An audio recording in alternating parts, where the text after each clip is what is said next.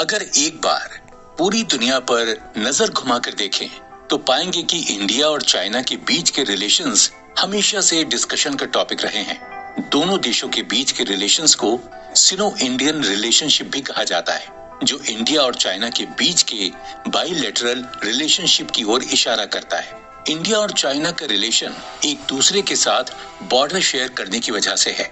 इसको लेकर कई बार दोनों देशों की मिलिट्रीज के बीच लड़ाई भी देखी गई है। दोनों देशों के बीच कॉन्फ्लिक्ट की शुरुआत सबसे पहले 1962 में सिनो इंडियन वॉर से हुई थी। इस वॉर को कुछ लोग इंडो चाइना वॉर के नाम से भी जानते हैं। चाइना का हिमालयन बॉर्डर को ना मानना इस वॉर की एकमात्र वजह थी। इसके बाद इंडिया के प्राइम मिनिस्टर जवाहरलाल नेहरू और चाइना के प्राइम मिनिस्टर जोऊ एनलाई ने 1959 में LAC यानी लाइन ऑफ एक्चुअल कंट्रोल बनाई। नेहरू जी के LAC बनाने के पीछे सिर्फ एक ही मोटिव था और वो था चाइना के साथ शांति बनाए रखना और हिंदी चीनी भाई भाई के आदर्श पर चलना। नेहरू जी के दिए हुए इस स्लोगन की अपनी एक अलग इम्पोर्टेंस है। 29 अप्रैल 1954 में जब इंडिया और चाइना के बीच पंचशील ट्रीटी साइन हो रही थी, तब नेहरू जी ने ये स्लोगन दोनों देशों के बीच भाईचारा बनाए रखने के लिए दिया था। लेकिन चाइना की ओर से बॉर्डर पर लगातार टेंशन और कई बार इंडिया पर अटैक के बाद 18 मार्च 1958 को नेहरू जी ने अपना ये स्लोगन बदलते हुए कहा था कि उन्हें चाइना पर भरोसा नहीं है। इसके बाद 1967 में हुए नाथुला और चोला इंसिडेंट्स के कारण भी दोनों देशों के बीच का कॉन्फ्लिक्ट बढ़ गया, जिसके बाद हिमालयन बॉर्डर के करीब इंडिया और चाइना के बीच कई बार लड़ाई हुई। इस वॉर में अपनी अनोखी टैक्टिक्स की मदद से इंडिया ने चाइना को हरा दिया, मगर इसके बाद चाइना ने कहा कि इस वॉर में उनके सिर्फ 32 सोल्जर्स ही मारे गए हैं, जबकि इंडिया के टोटल 65 सोल्जर्स मरे हैं। इसके ठीक 20 साल बाद 1986 में तवांग डिस्ट्रिक्ट अरुणाचल प्रदेश इंडिया और चाइना की आर्मीज के बीच एक स्टैंड ऑफ हुआ। इसकी शुरुआत तब हुई जब चाइना ने अपनी कुछ आर्मी वैंगटंग एरिया की ओर भेजी, जो इंडिया के हिसाब से इंडिया की टेरिटरी के अंदर आता है। 1962 के बाद ऐसा दूसरी बार हो रहा था जब दोनों देशों की आर्मी मैकमोहन लाइन के पास आपस में लड़ने जा रही थी, मगर अंत में चाइना और भारत दोनों ने बिना वजह हो रहे इस झगड़े के इफेक्ट्स के बारे में सोचा और दोनों ही देश पीसफुली पीछे हट गए। मगर क्या ये झगड़े का अंत था? तो इसका जवाब है नहीं। 2017 की शुरुआत में दोनों देशों के बीच एक बार फिर से बॉर्डर को लेकर कॉन्फ्लिक्ट उठा। ये कॉन्फ्लिक्ट डोकलम पठार और सिनो भूटानीज के बॉर्डर को लेकर हो रहा था। इसके साथ ही ये भी देखा जा रहा था कि 1980 के बाद से दोनों देशों के बीच इकोनॉमिक और डिप्लोमेटिक टाइज बने थे।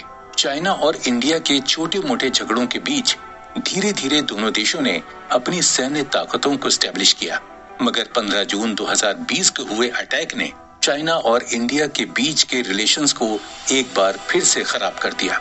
दोनों देशों के बीच ये लड़ाई हिमालय की टेरिटरी को लेकर गलवान वैली में हुई, जहां अब भी इस वॉर के ट्रेसेस देखने को मिलते हैं।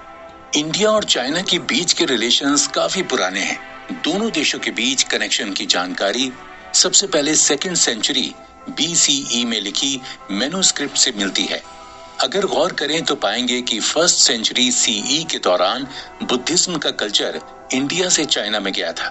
और अगर ट्रेड के नजरिए से देखें तो ये पता चलेगा कि सिल्क रूट इन दो देशों की इकोनॉमी को भी साथ में जोड़ता है। इतना ही नहीं, चाइना इंडिया का सबसे बड़ा ट्रेडिंग पार्टनर भी है। जहां एक ओर इंडिया चाइना से ज्यादातर मशीन्स, फोन्स, प्लास्टिक के खिलौने और भारी मशीनरी मंगवाता है, तो वहीं दूसरी ओर चाइना इंडिया से cotton, fish, salt, iron, steel, mineral fuel, organic chemicals आदि इंपोर्ट करता है।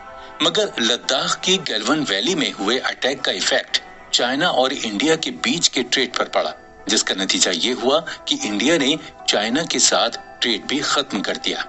दोस्तों, इस ऑडियो बुक को करने के साथ हम आशा करते हैं कि एक दिन दोनों देश अपने बीच के कॉन्फ्लिक्ट को खत्म कर दोबारा नेहरू जी के दिए हिंदी चीनी भाई भाई के स्लोगन पर अमल करेंगे। दोस्तों, कुकू FM की इस ऑडियो बुक में हम उन बातों पर गौर करेंगे जहां से इंडिया और चाइना के बीच राइवलरी शुरू हुई, यानी सिनो इंडियन वॉर। इस ऑडियो बुक में हम ये जानेंगे कि ऐसी कौन सी वजह थी जिसके कारण दो देशों के बीच इतनी बड़ी वॉर की शुरुआत हुई। इस वॉर का रिस्पॉन्सिबल कौन था, चाइना का इस वॉर पर क्या रिएक्शन था और अंत में जीत किसकी हुई और इस वॉर से किसको क्या लेसन मिला, इन सभी फैक्ट्स और सवालों के जवाब ढूंढने के लिए चलिए शुरू करते हैं सिनो इंडियन वॉर की चर्चा हमारे यानी कुकू एफएम के साथ। दोस्तों, आप सुन रहे हैं कुकू एफएम पर इंडिया वर्सेस चाइना 1962। मैं हूं आरजे गौहर परवेज। कुकू एफएम, सुने जो मन चाहे।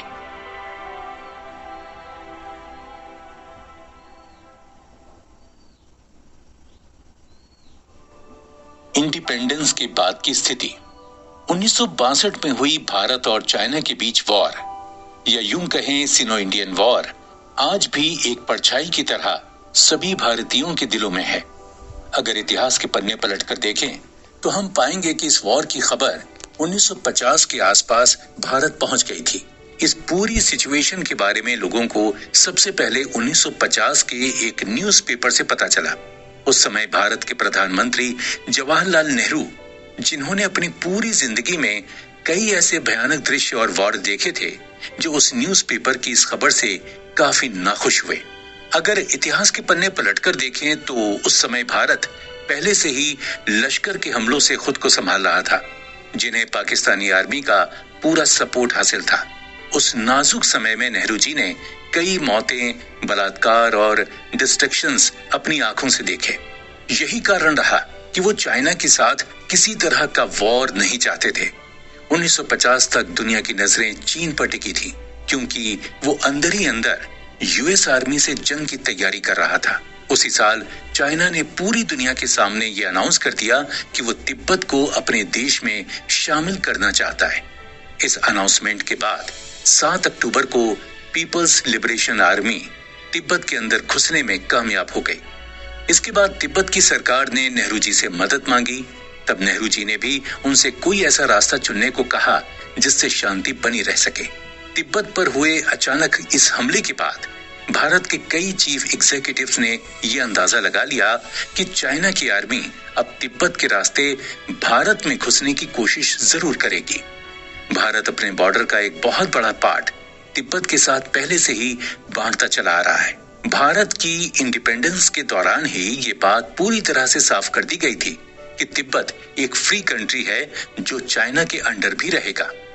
1950 में जब चाइना ने तिब्बत को अपने पोजीशन में लिया तो रातों रात ये न्यूज पूरी दिल्ली में फैल गई कि अब इंडिया और चाइना के बॉर्डर्स एक हो गए हैं। चाइना के साथ अपने आउटस्कर्ट्स बांटने को लेकर इंडिया के जनरलों की एक मीटिंग बुलाई गई, जहां इस इशू पर डिस्कशन हुआ। उस मीटिंग में मौजूद इंडियन इंटेलिजेंस ब्यूरो के हेड बीएन मलिक ने असेंबली में बैठे बाकी सभी लोगों को भरोसा दिलाते हुए ये कहा कि इंडिया के पास एक्सटर्नल फोर्सेस की कमी नहीं है। उन्हें जरूरत के समय दूसरे देशों से भी जरूर मदद मिलेगी। जब असेंबली में मौजूद नेहरू जी ने इंडियन आर्मी के commander in chief K M. Cariappa ji से उनकी राय जाननी चाहिए, तब के.एम. करियप्पा ने साफ शब्दों में कहा कि उनके पास सोल्जर्स की कमी है। भारत के पास ऐसे सोल्जर्स बहुत कम थे जो कड़कती ठंड में इतनी ऊंचाई पर जाकर लड़ सकते हों, जबकि दूसरे देश की आर्मी के पास ठंड में लड़ने का एक्सपीरियंस पहले से ही था। इतना ही नहीं, उनके पास नए तरह के वेपन्स भी थे। इस मुश्किल सिचुएशन में नेहरू जी चाइना के साथ वॉर का ऐलान करके भारत की तस्वीर दुनिया के सामने खराब करना नहीं चाहते थे। मगर इंटेलिजेंस ब्यूरो यानी आईबी के डायरेक्टर बीएन मलिक अकेले ऐसे इंसान नहीं थे जो चाइना के खिलाफ आवाज उठाना चाहते थे। उनके साथ और भी कई बड़ी हस्तियां शामिल थीं, जैसे सरदार वल्लभ भाई पटेल और श्यामा प्रसाद मुखर्जी। इसके बाद नेहरू जी ने किसी तरह की कोई आपत्ति चाइना और तिब्बत के बीच के वॉर को लेकर नहीं जताई। वो हमेशा ये चाहते थे कि इस सिचुएशन का पीसफुली कोई रास्ता निकले, लेकिन किसी तरह की देर ना करते हुए चाइना ने अपना पहला कदम भारत के उत्तरी आउटस्कर्ट्स की ओर बढ़ाया। इस सिचुएशन पर चिंता जताते हुए सरदार वल्लभ भाई पटेल ने कहा था कि चाइना को इंडियन बॉर्डर पर खड़ा होता देख उन्हें लग रहा था महान हिमालय भी उन्हें ज्यादा देर तक नहीं रोक पाएगा। उन्हें नहीं लगता था कि चाइना अपने किसी भी प्रिंसिपल पर अमल करेगा। उनके अनुसार भारत को जल्द से जल्द जंग के लिए तैयार हो जाना चाहिए। भारत को जल्द से जल्द अपने सभी कम्युनिकेशन नेटवर्क्स जैसे रेलवे सिस्टम और एयरक्राफ्ट्स को बेहतर बनाने के बारे में सोचना होगा। इन सभी बातों को पटेल जी ने एक लेटर में लिखकर नेहरू जी के सामने रख तो दिया, लेकिन दुखद बात यह थी कि ये लेटर लिखने के 38 दिनों बाद ही सरदार पटेल जी की मृत्यु हो गई।